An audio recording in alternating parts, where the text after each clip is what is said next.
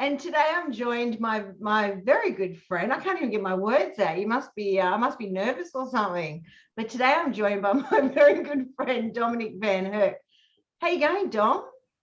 Oh, V, I'm really well. I'm really, really well. Thanks for asking, and thanks for having me today. I'm really looking forward to this when you told me about it. So I think we're going to have a bit of a fun conversation, a bit of reminiscing, and hopefully not drop too many F-bombs or anything like that. Oh well, if you do, you do. I mean, we're all in good company, We're all right? chefs. Because the thing with this is sometimes you just forget that you're actually on Facebook Live. You just get into the conversation and it just flows so freely. I think you're just among friends, like, oh no, there's an audience out there. I better watch what I say. Your hair looks nice, actually. Oh, thank you. That's just my lockdown do. I haven't had a haircut for about 4 months. Going for the slicked back Brad Pitt look, as you could probably tell. And how are you handling lockdown? Look, it's a mixed bag, isn't it? I think for everyone. In some ways, there's some positives, I suppose, about it. Our routines have changed a lot from what they used to be, which probably gives us a bit of time to look inwards, I guess, sort of see what we're doing with ourselves. And for me, it's been a bit of a health thing, getting out there, having the time to actually get out and do a walk and consider what you eat and all that sort of stuff. So that's one sort of angle of it. On the other side, I suppose we're all getting a little bit over it now, and the industry that we're in and all the people you talk to, it's a concern. There's a lot of people that my heart goes out to, and you hear a lot of sort of hard luck and heartbreaking stories about long-term operators who have always been, ahead of the game and sort of on the front foot, who just really have felt let down by any ways of recovery and have decided to sort of pull the pin, which is hard to see, because I think the industry thrives with having those sort of operators in the industry, whether it's from a food point of view or their ability to train and mentor staff, opening multiple outlets. So when you start seeing these guys fall by the wayside, it becomes a little bit tricky, and I think it sends a bit of a message to some of the newer people out there going, what am I doing? But I think on the flip side of that, there are some young and dynamic people coming into the industry who are having a go and have found little niches within what perhaps would have been the traditional sort of way of doing business. So it's tricky, but I think somehow exciting times as well, I think so as well. It's one of those things, you look at Melbourne at the moment, and I mean, I have no words, to be honest. It's sending all the love in the world to everybody in Melbourne. I think the hardest thing about this lockdown has been the effect on the well-being, on mental health especially. I just hope, and I hope that we do reopen on schedule as to when Gladys has said that we're anticipating opening our industry, because I just don't know how people will cope if that doesn't happen. Yeah, I agree. I think hopefully they do stick to it, and we can stick to it, and all signs are posting that we'll be able to. But I think that just even in the last few days or the last week, with some anticipation of getting back and being able to reopen, has probably lifted some spirits, I think, and has given people sort of some ideas on how to move sort of forward. They've got to start questioning that now, whether it's from a venue's point of view, from the chefs, from the staff, to food service suppliers, to producers. I think they're putting their eggs in that basket and really hoping that we can actually move forward from that, because as we all know, like, it's such a microcosm, our industry, as big and as, how much it adds to our economy. It's still a tiny sort of, it's still tiny. We all know each other. We know our producers. We know our food service suppliers. Chefs move from restaurant to restaurant, so they take those relationships with them. So I think we're so symbiotic in what we do as a group of people from all facets that I think the elation is going to come together, but I think also the depression and and the setbacks will also come if we're not going to sort of reach where we think we're going to be in the next sort of 3 weeks. And I think we've got to keep in mind also that there's no silver bullet for all this, you know, like we've got to be pretty open to a slow recovery and be a little bit mindful of how everyone can adapt to 100%. to it. I'm really glad that you mentioned that, because I think, you know, one of the points that really concerns me is that, you know, we've been laying low now for quite a while. You know, we've been sort of in that fly and flight mode really for the last 18 months when you think about it. You know, we kind of, our industry opened up and we were kind of almost getting back to normal, but we weren't back at normal capacity, etc. And, you know, when we do reopen, we're looking at Christmas is going to be knocking on the doorstep as well. Just how people go from that sort of being sort of at home, doing what they do, to all of a sudden having to go full pelt again. It'll, you know, I just hope people look after themselves during that time and don't put too much pressure on yourself.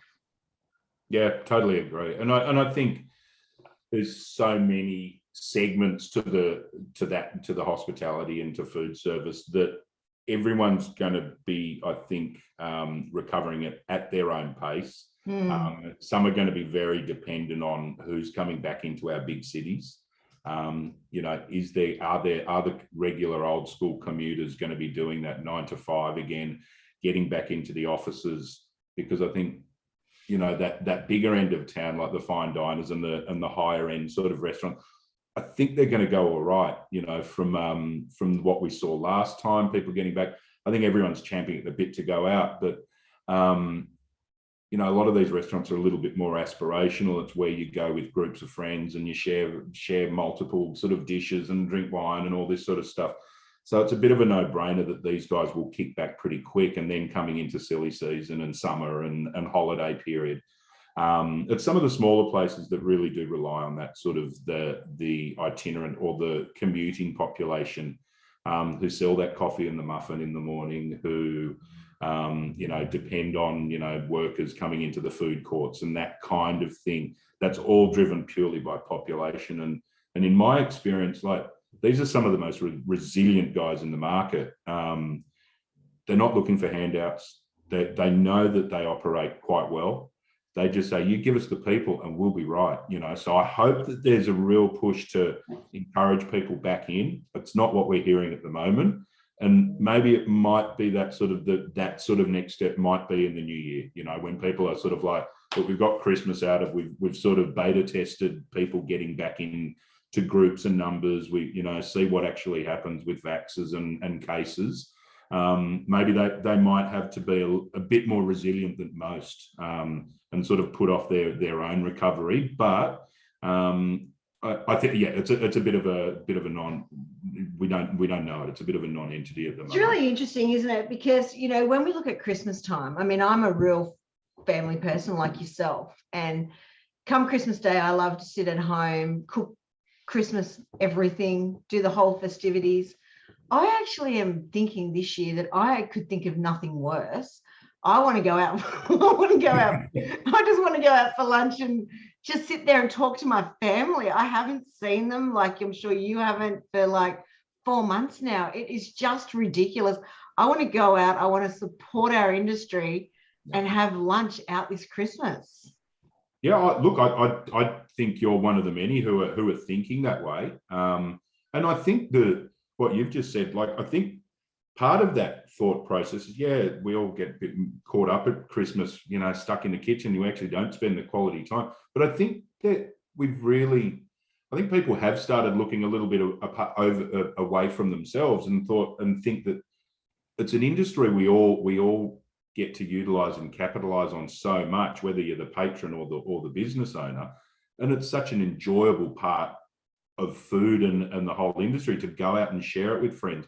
But I think now it's not just like, I want to go and eat something nice. It's like, I want to go and support these people because I want them to be there when I go out. So I think that bit of thinking is nice, that people are actually considering the support angle for these businesses, because I think it's that sort of thinking that's going to keep the momentum going, Yeah, I know, I agree. So how did you get into food? Where did it all start for you?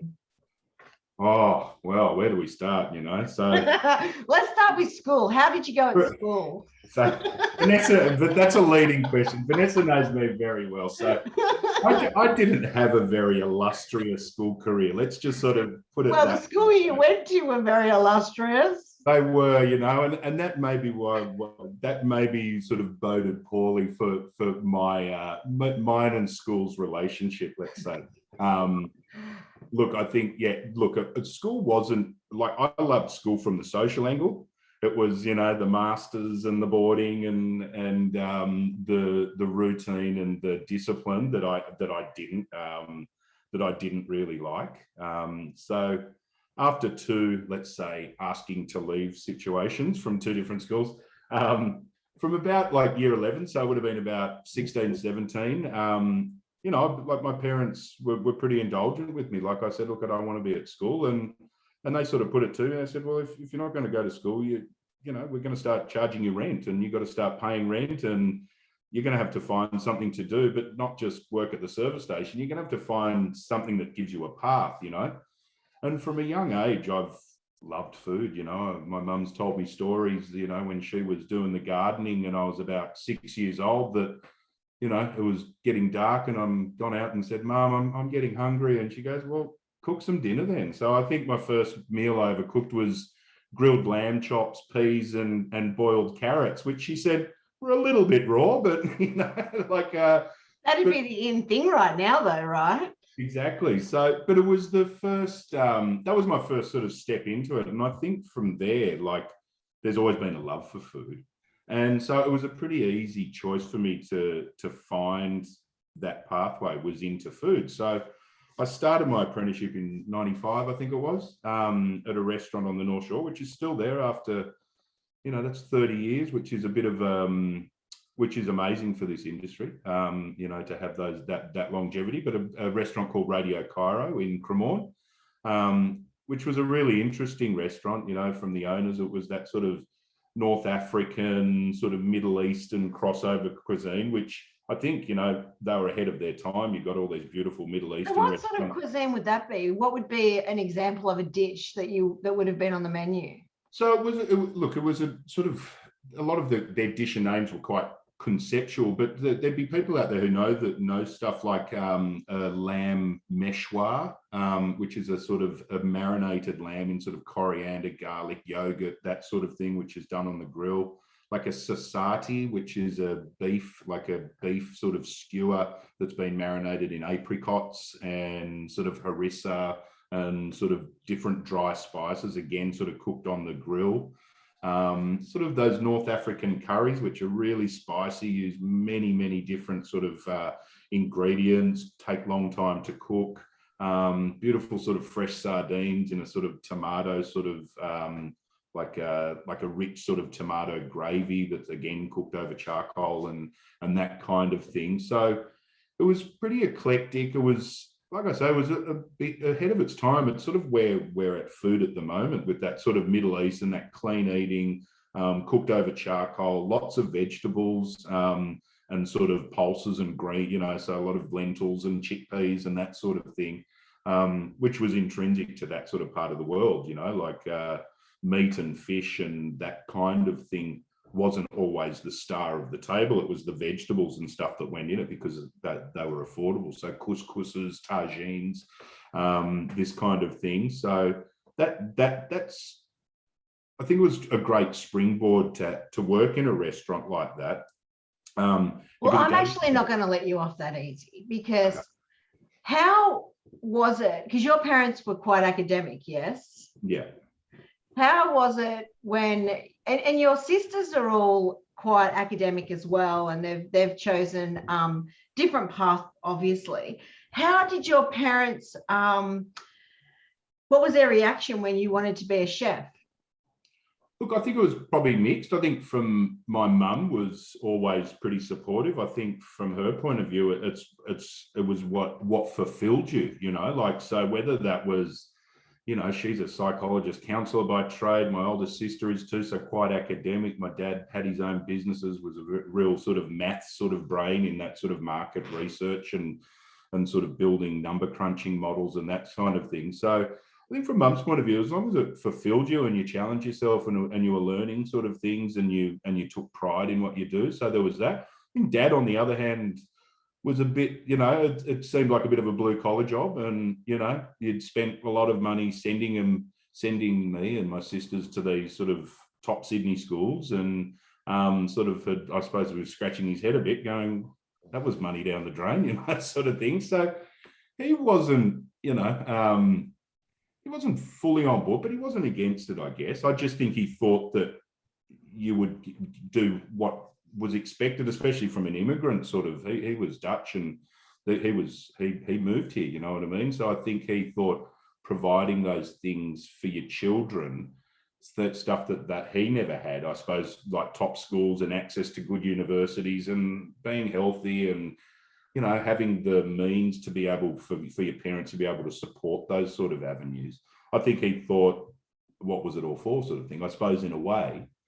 But, you know, that comes full circle because, you know, he moved back to Europe, and I lived with him for some time in the UK. And it wasn't until I worked at a Michelin star restaurant, he goes, oh, this cooking thing isn't so bad, you know, like, because, you know, there's a lot of talk in working of Michelin restaurants and how expensive they are and the beautiful food they have and the expensive wines. So I think he thought once I got to that sort of level, like there was a bit of kudos to it. But I wouldn't say he wasn't unsupportive, because he was, you know, he paid for my school fees and my chef kits and my knives and stuff like that. And I think guess the reason why I wanted to bring it up is because whilst you are a chef, obviously, and you have this pure gift when it comes to the understanding of the fundamentals of food, you also have this level of emotional intelligence that you just don't find every day. And I'm assuming that that would come from your mum. And then you've got this ability to research and to ask questions and to understand the concept behind anything and everything, which I'm assuming comes from your dad. Yeah.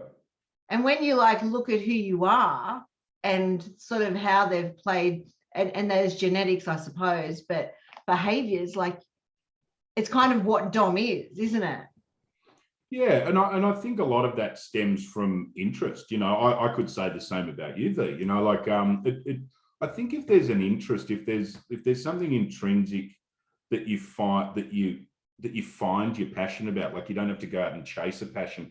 I think if there's something that you've got inside you, and for me it's food, I think that's an easy bridge to cross. You know, and I think with any passionate people you meet in your life, it's so easy to get on board with them as well, because they ask you questions, they reel you in, they get you interested, and I think that part of me and what I've been able to do with food comes quite naturally. But I think it's also infectious to a way, because I do get a bit excited about products or you know, places I've eaten or people I've shared meals with or countries I've traveled to, that sort of thing. Because if I think about it from many angles, you know, like, you know, we were talking earlier about you traveling overseas next year, you know, like, I think some of the first thing you hear from people goes, oh, how was Morocco? Like, the first thing you'll hear won't be the temples or the sites. I say, they go, oh, they had the best food, you know, like it's usually the first thing people say. Like,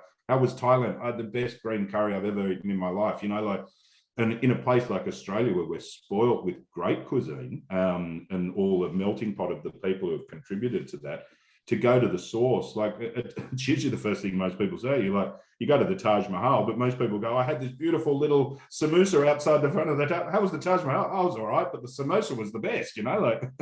So I think there's that, and that's what I think is the fun part about food, and for me, that's what I derive the most pleasure in, is that shared experience of food. So I think that sort of comes natural, and I think when you get to that sort of stage, you want to know a bit more about it. So you do look a bit deeper into it and look about the history of sort of things and how things came about, because food's got some of the best history out of more than anything, more than religion or anything like that. So because it's essential to us, I think. But you still have this air of humbleness that, you know, I mean, like you said before, Really? you've worked in a, no, you have, you know, you've worked in a Michelin star restaurant, you've owned your own business, you've traveled the world, you know, you have an understanding of the history of food that not a lot of people have yet.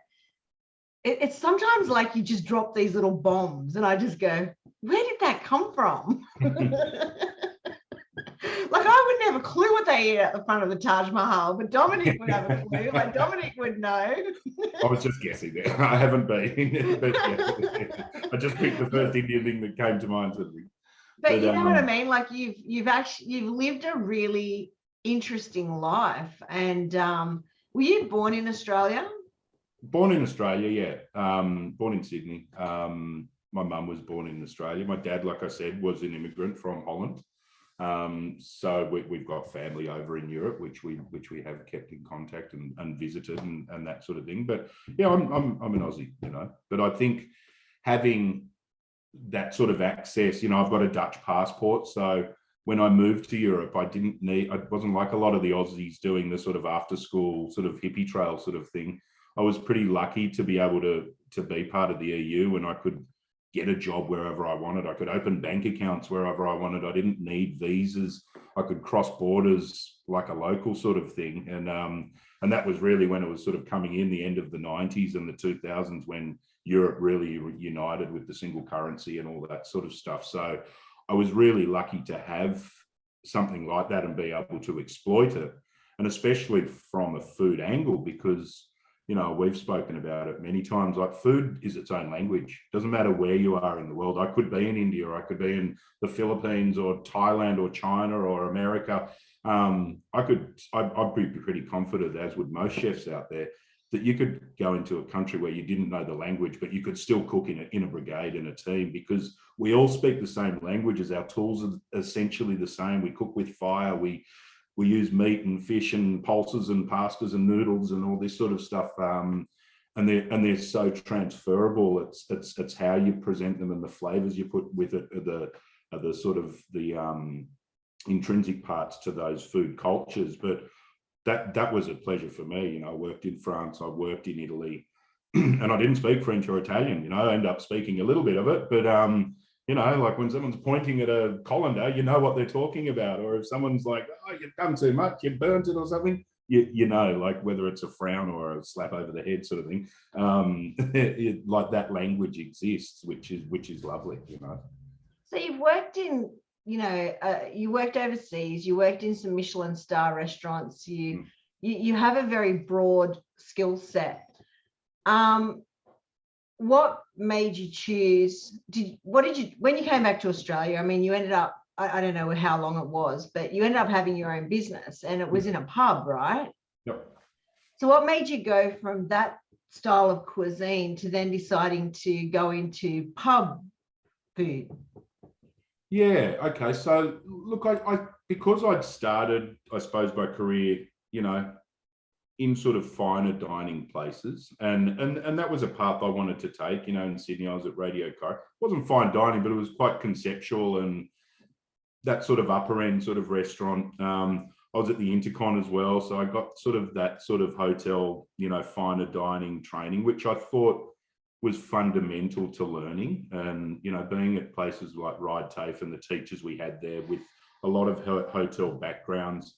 And when the industry, I suppose we may have been sort of towards that last generation of where, you know, making everything in-house, from mongering your own fish to butchering your own meat to making a lot of your own stuff, which is now shifted a bit, I think, with skill levels and stuff like that within the industry. So I think I got a good appreciation from that start from scratch sort of mentality.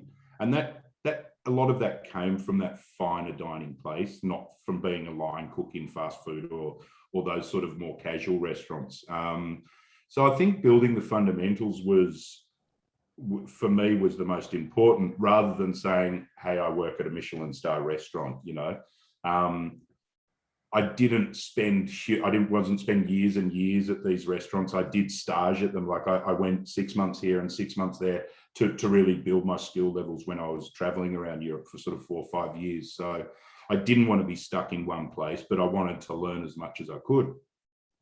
And coming back, like I think starting the business, there was opportunities to go into this sort of more casual dining and take a lot of those fundamental skills, like making everything in-house, whether it was jus or crumbing your own schnitzels or making your own burger patties or even making your own milk buns or potato buns, and doing that and offering a level of cuisine in what, pubs have come a long way in the last sort of 20, 30 years, but sort of be on that sort of forefront of not gastro pub, but like, comfort and familiar, tasty, good food, but just done really well. So I think they played off each other really well, the fine dining and the good fundamentals of learning to cook well, into more casual dining, where I think you get to be a little bit more fun and maybe show a bit more of yourself. Fine dining's lovely, and I love eating at them and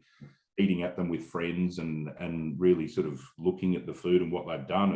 It fascinates me, but I do also love to have a bit of casualness when I eat, and not feel like I've got a broomstick up my back sort of thing, and really just enjoy the food. And if it's good, you get to enjoy your company a bit more. So I think that sort of fed in for me to really look after my guests in a bit more of a casual way. And pubs was a good way to go. It was a little bit cheaper to open those sort of restaurants as well. There was a less startup cost. You could walk in and sublet or subcontract a kitchen. Their dining rooms were already there, their beer gardens were already there. So they were a bit of a means to an end, which sort of suited to how far I wanted to sort of immerse myself in a new business, essentially. So that's how that sort of came about. Yeah, it's interesting, isn't it? Because the pub culture has changed, like you said, so much over the last 20, 30 years, and it has gone more towards that gastro pub. It can be or it can't be. I mean, that's what I love about the pubs. They can be anything they want to be. And, you've got Colin Fassnidge in pubs now as well. How when you, at that time when you had your restaurant and your business, and you started to bring in that different type of food culture, if you like, or concepts, was it well received by the guests? Look, it was a little bit of an uphill battle. Like my first one was in Botany. So Botany was, and still is to an extent, it's changed immensely in the last 10 years since I started that business. Botany's now pretty well healed. They've gone through a lot of gentrification. A lot of that sort of older people who worked at the ports and sort of very working class families who've sort of been sitting on gold mines, really. Like, they bought their houses in the 40s and 50s for peanuts, and they're sitting on multi-million-dollar gold mines because everyone wants to move there. It's 5 minutes from the city. So these guys are moving out, and I was there probably just pre-lockdown, actually, and the amount of sort of trendy cafes and little sort of small bars that are popping up in that sort of Banks Meadow, Pagewood, Botany area is phenomenal. Like, and that wasn't around when I first sort of started out. But I like to think that, without blowing my own trumpet, that I was on the forefront of that change in that area. So to answer your question, was it well received? People didn't want to spend $20 for a schnitzel, you know what I mean? But once they did, they go, "Oh, this is the best schnitzel," and they tell all their friends, and those kind of locals, they were loyal people, you know what I mean? They sort of protected me and my business. They wanted me to go well once I bridged that gap with them, sort of thing. And like you sort of said, I loved explaining it to them. I said, yeah, I don't just pull a schnitzel out of a packet. Not that there's anything wrong with that, but this is why it costs money, and why we use a better breadcrumb, and we change our oil every day, and all this sort of stuff. And they go, okay, that makes sense. So you've got to bridge that gap if you're doing something new, and you need to invite people to sort of be interested, I think. So it was tricky at first, but I think by the time I was getting out of those sort of businesses in those areas, I've one in Maroubra as well. I think I'd sort of left a bit of a legacy for those next people to sort of come in and on those changing times. And for me, it was time to get out of that. I'd done 20 years sort of cooking and being in food from that point of view. And that's sort of where we met, like when I wanted to use a lot of those skills, whether it be food and running a business, to go into that food service angle and sort of find a bit of passion in that. So that's where you first met me, you know, coming into that other side of the business, you know. Yeah, it was, I have to say, it was probably one of the more interesting interviews I'd ever done. We were at the Intercon, I think, weren't we? Hey? We were at the Intercon, I think, where we met. We were. Look, there's nothing like style when we're going to look at future employees and teammates. But yeah, it was, meeting you was definitely a breath of fresh air. I think you left the interview and Scott and I just looked at each other and we're like, okay, call that guy up. You just have this ability to be able to connect, and you've got this realness about you, which I just adore. And you just say it the way it is with a polished little version, and it's just so cool. Thanks.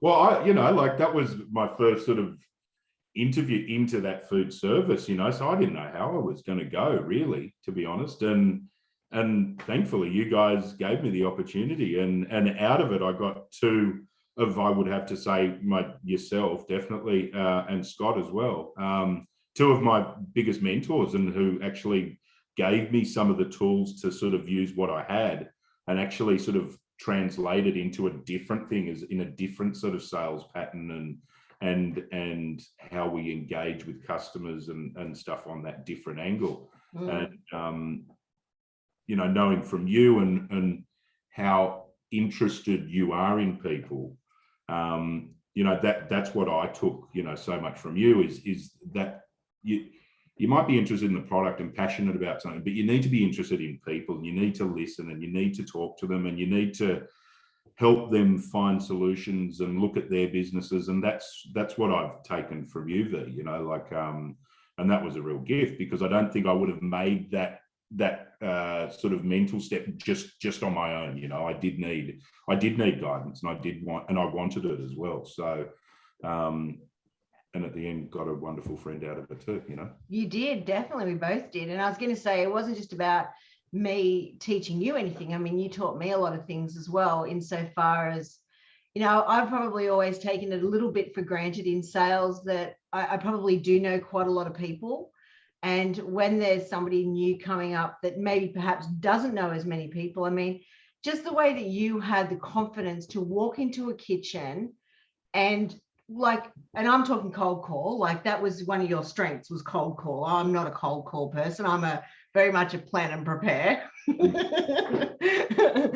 You know, you've got this ability to just walk into a kitchen, get the chef's attention, and end up having a mate. Like, you end up making friends. Yeah.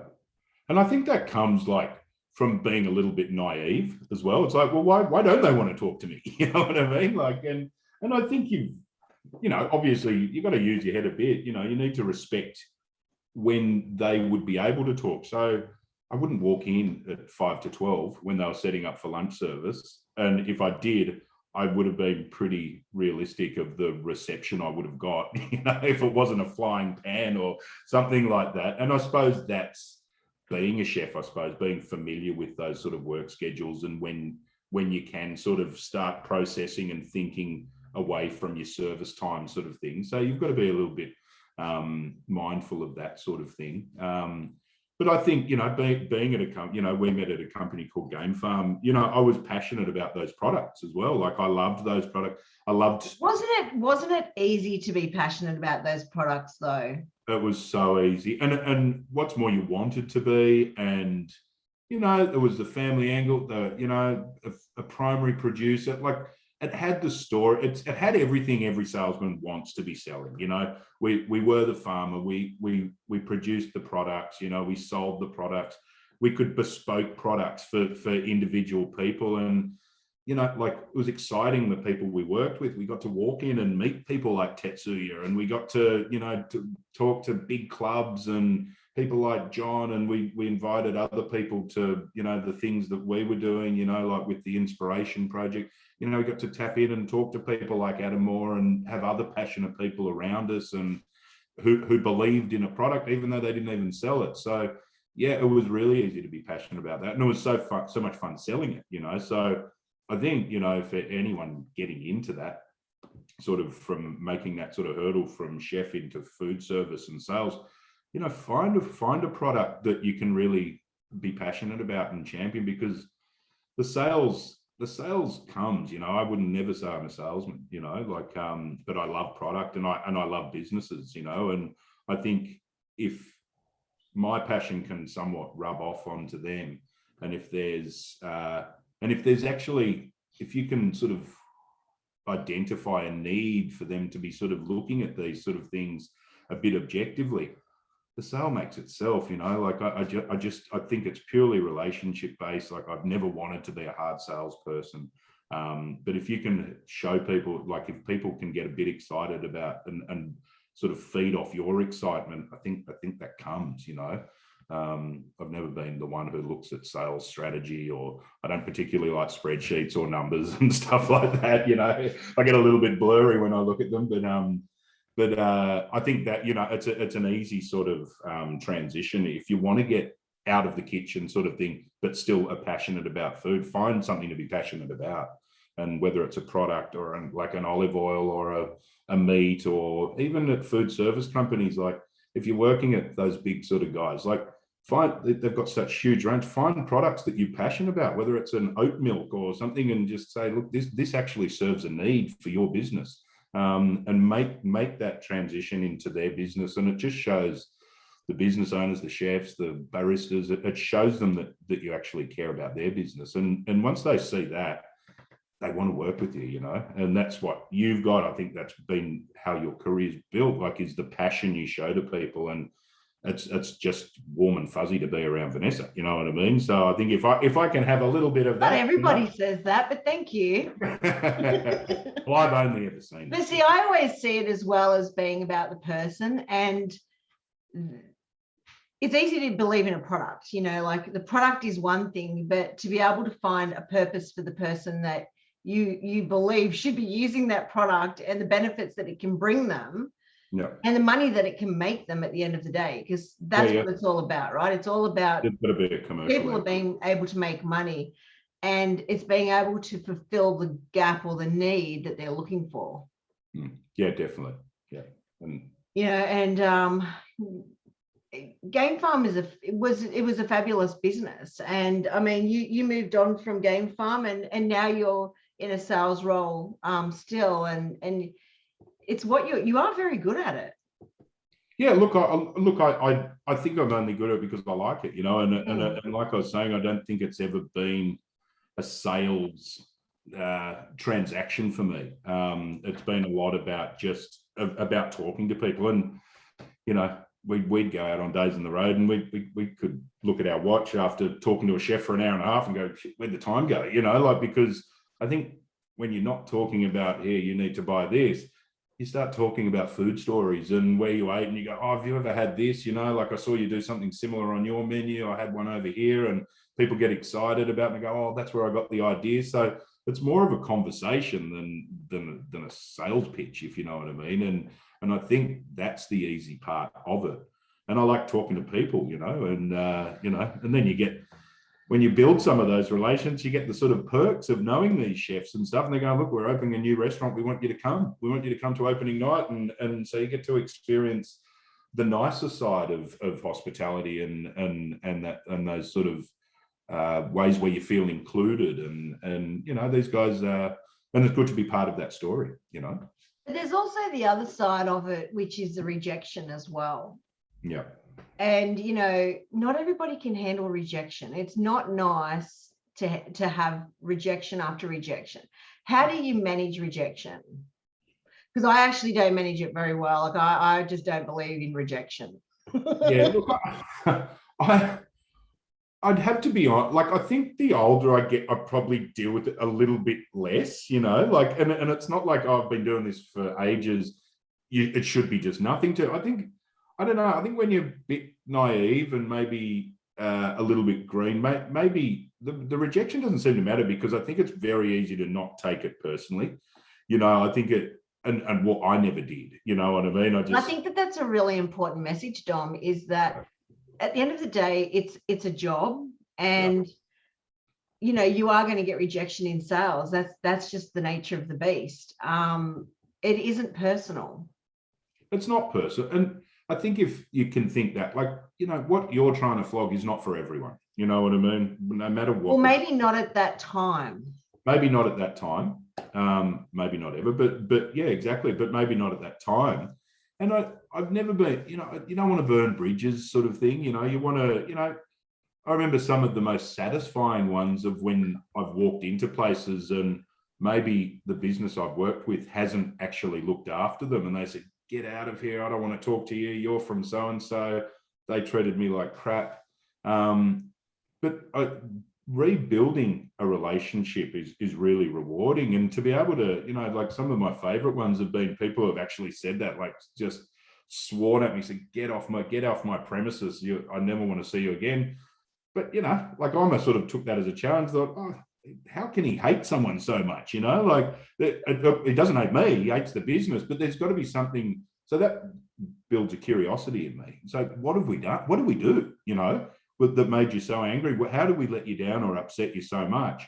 Would you give us another crack, sort of thing, you know? And that conversation comes far down the line. But I've had a few like that where, you know, I'd still drop in on them for coffee and they're like, Dom, you know, and I don't even work at those companies anymore, but they still use them because they're, and that comes back to that relationship thing is that it's not so much the product, it's how you treat people and how they feel after the transaction. And if you've let them down, it's quite easy to fob people off. But yeah, the reward comes in the relationship, I think. So yeah. So the rejection, you know, I think a bit older you probably get a little bit less resilient, you know, maybe. And I suppose you think about numbers and targets and all that a bit more, you know, and, you know, one rejection's one maybe less away. But I think if you keep in front of mind that we do play a bit of a numbers game and you know, if you see 10 people a day and get 9 rejections, you know, you're 90% down. But if you see 50 people a day and still get those 9 rejections, you know, you're 70% up, sort of thing. So it is a bit of a numbers game, and it's how much of yourself or your energy that you want to invest into each one of those cold calls. And I've always been of the mind that you don't invest too much at the beginning, because I think those relationships, they take a lot out of us, you know, and because we give ourselves, you know, and we show our passion and we wear it a bit on our sleeve, to the extent that it can be a bit exploited or can be, so we are a bit vulnerable. So don't do that too quickly. You know, have a little bit of a shield, be open and friendly and stuff like that, but don't invest too much until they start investing in you, I'd say, because it's a transaction. It comes from both people, you know. Absolutely. And tell us a little bit about St. George Food Service. I feel it'd be a bit remiss of us to just have mentioned it and not have actually mentioned who they are and what they do. Yeah, so St. George is one of, started 1980. They are a food service provider, you know, in that realm of so many of us, but they've got a really nice story. The original owners started it. Some people might still remember it and still have it in their phones, I think, you know, as St. George Small Goods, you know. So they started off as a Greek people who started the business were Greek. So that real connection to the small goods and the cured meats and the cheeses and right at the point where, you know, Australia was making that sort of transition into lamb chops and veggies, into more boutique, you know, foods, chorizos and salamis and imported cheeses and different ways of cooking. So they were right on the cusp of that, and lovely stories where they would go to the hotels and some of these businesses that were looking for that, whether they were immigrant business owners like Italians and Greeks opening up restaurants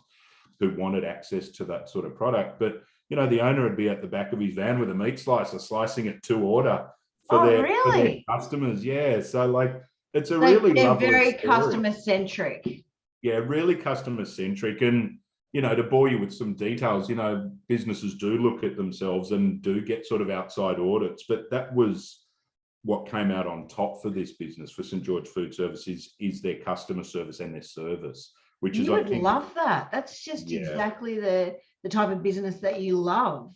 It is. Look, it's being a family-owned business, and having that sort of pride of that service of your customers, and and they're, you know, like that we've got very loyal customers, and they're loyal to a fault because they do get looked after, which I don't know, you know, not shit canning anyone, but I just don't know if everyone can provide that level of service these days. You know, so much stuff is going online. We're trying to almost like we're trying to obsolete the average salesman these days. Yeah, I agree. Like, it's a bit sad. you know, like they just think, you know, we're selling a product. Do we need a personal touch to sell McCain's chips, sort of thing? You know what I mean? But yeah, we do. I think we really do, because what we facilitate is the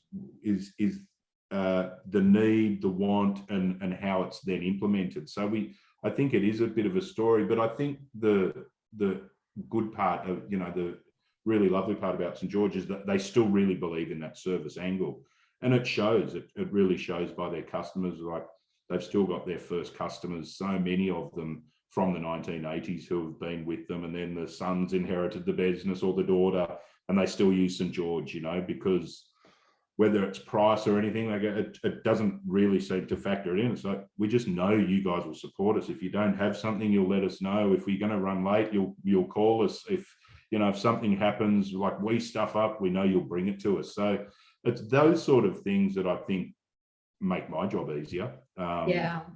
And, you know, you've got to invite new customers, like those cold call customers, to see that.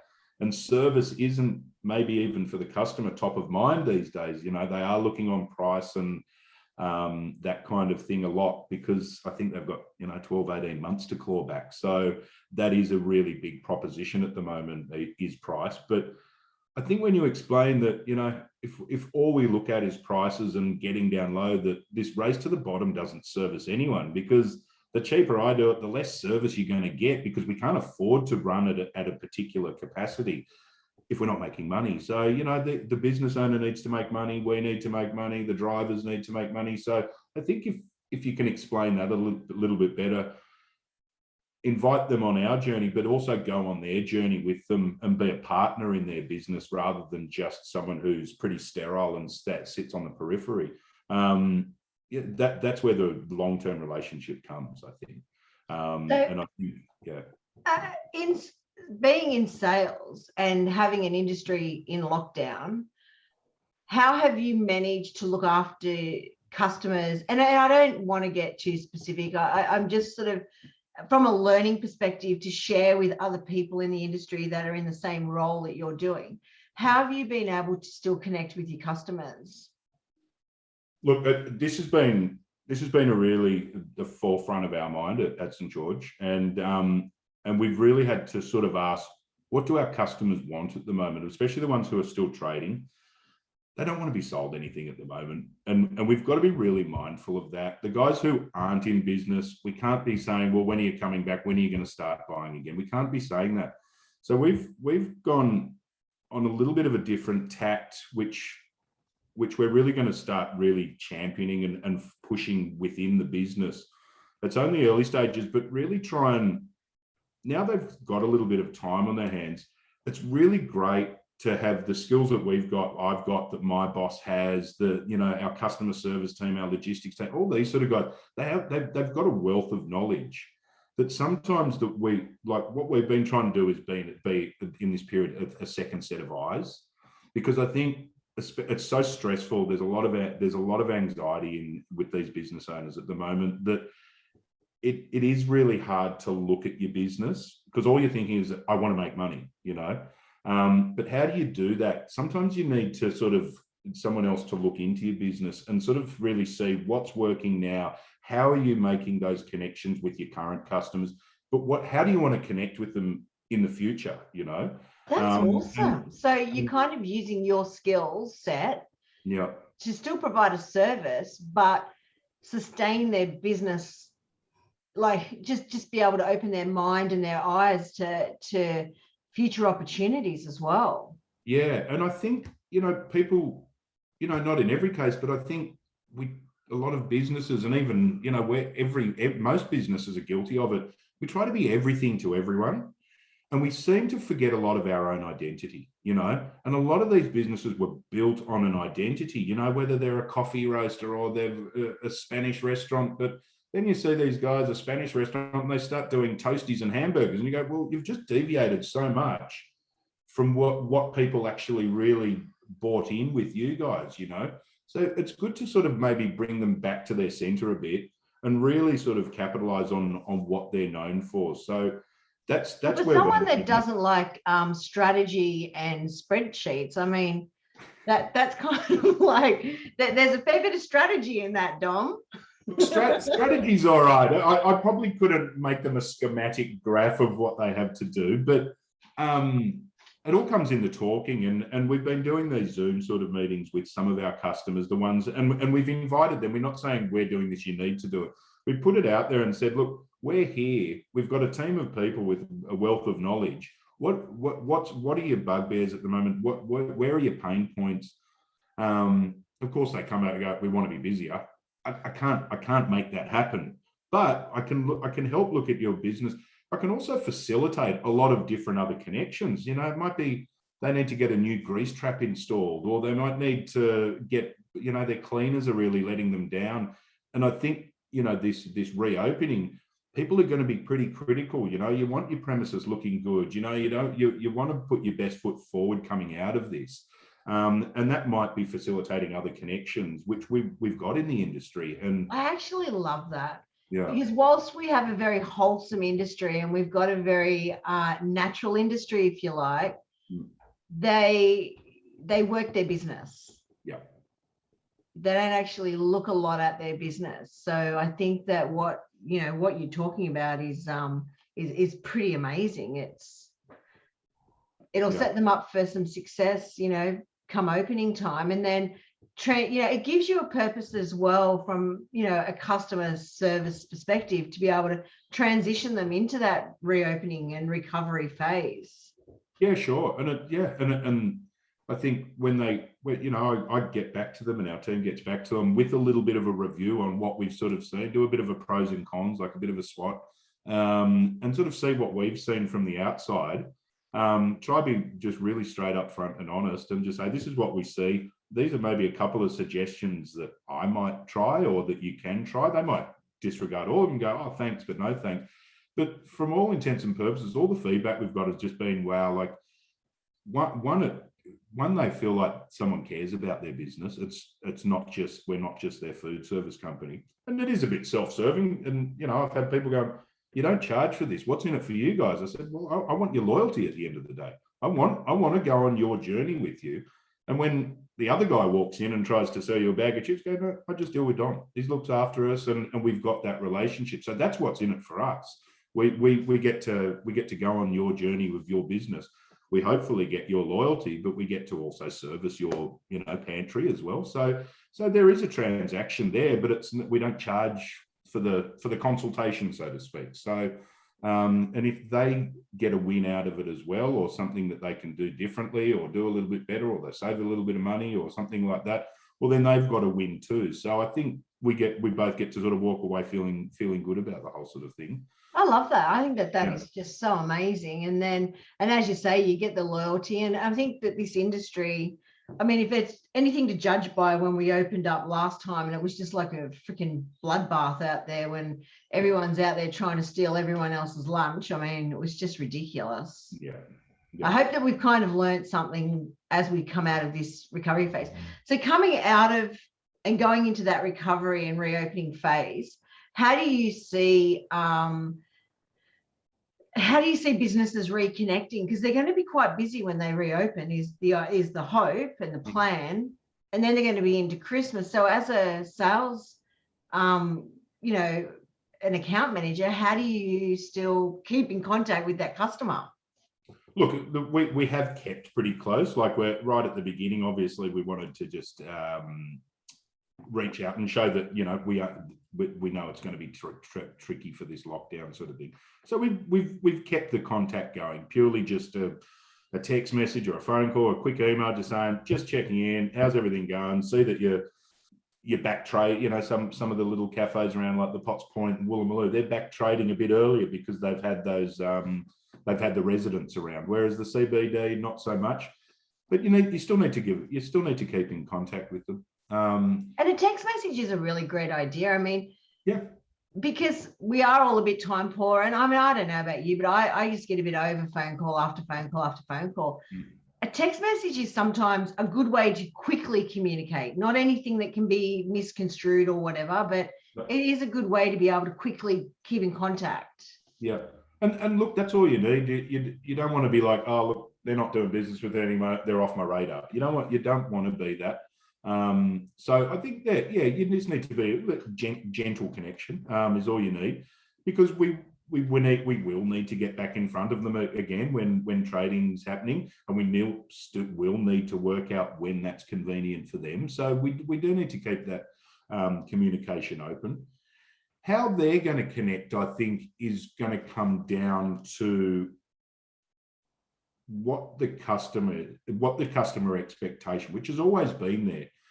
But I think now, after this extended lockdown, people's lifestyles has changed. You know, the way we eat, the way we interact, whether it's a Zoom family dinner or something like that, people are buying good food. You know, they're not spending a lot of money going out or on taxis or in Ubers and stuff like that. So I think when they go back into the restaurants, which they will do, and they'll probably start at the higher end and filter down, I think the industry, and I've always sort of said this, and I know I've said it, I really think the service angle for the industry needs to be front of mind. You know, we need to welcome these people in.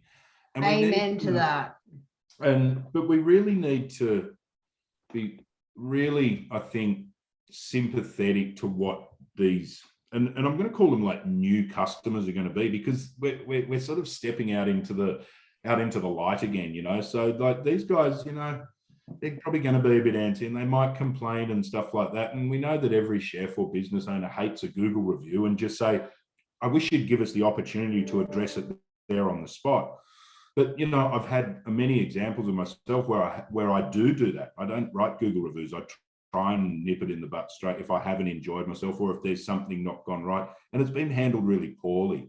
So I think if we can get that right, I think everything's going to fall into place behind it. And that comes down to the serving staff, your managers, and then that's going to filter through into your kitchens and really sort of putting their best foot forward to make these guys want to return, to you know, Google review it if they do that sort of thing, to take photos, and really help the industry sort of get on its feet, because I think the people out there, they're willing to support it. And I think more so now than ever, because they love their local restaurant, they love their regular restaurant in the city or something like that, and they want to be able to go, I want to go there for Christmas lunch, or, you know, like for our Christmas party. So they don't want these places to fall by the wayside. So if the consumer's happy to support, we need to be happy to oblige, I think, you know. Yeah, I love that. So tell me, what's your favorite cookbook? Oh, I just got a really close friend of mine. She just gave me for my birthday, which was just on Monday, this week, sorry. I just got This week? Yeah, Monday, the 20th. Yeah, the 20th, Monday was my birthday. I did wish you a happy birthday, didn't I? Yeah, you put a beautiful poster. I did, yes, that's right. And I actually had photos. You did. So I just got the fish butchery, the St. Peter's. The new one. The new one. I got both of them. So I got this whole fish and the fish book, both personally addressed to me with a lovely note inside them from Josh, which was excellent. So I've been flicking through that literally this morning, you know, when I was on my coffee break, and then getting a bit of inspiration for what I was going to cook tonight. So, you know, this guy, I've been following him since St. Peter opened in 2016, like 16, 17, I think, when he opened.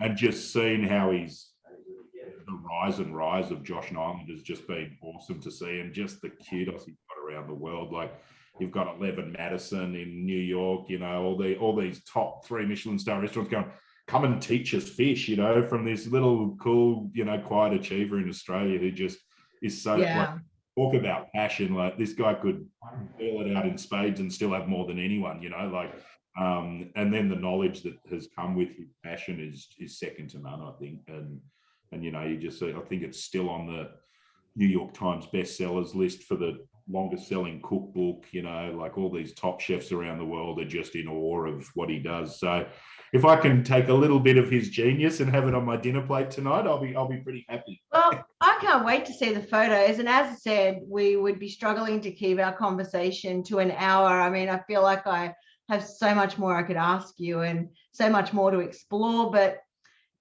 thank you for sharing what you have today. And, you know, it's nice to use this time just to get a bit of an insight into who people are and what their drivers are.